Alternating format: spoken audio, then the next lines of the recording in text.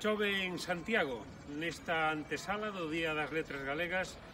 Encontrámonos diante de San Domingos de Bonaval, diante do Museo do Pobo Galego, donde durante moitos anos Antón Fraguas foi director e presidente.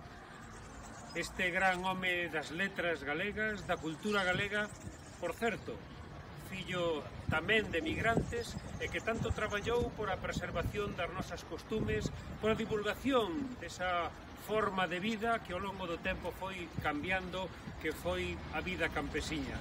Eu convido-vos a todos que mañá, día 17 de maio, desde todos os rincóns do mundo, participedes da celebración das nosas letras. Eu sei que en máis de un centenar de lugares vai a ser un día grande, un día da lingua galega, o día das letras galegas.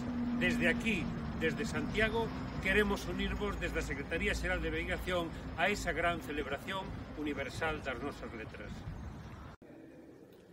Estamos no corazón do Museo do Pobo Galego, obra a que contribuiu o traballo moi intenso de Antón Fraguas.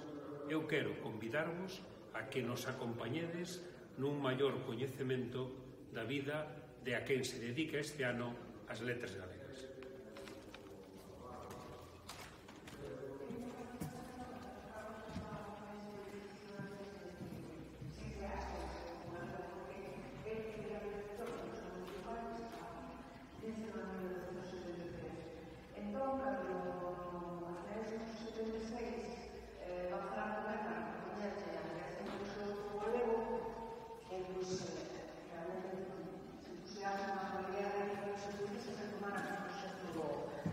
Os seminarios dos galegos declararon o Calvaro en 26. En xullo do 76 se constituiu o Calvaro e a cesión do edificio se consigue por parte do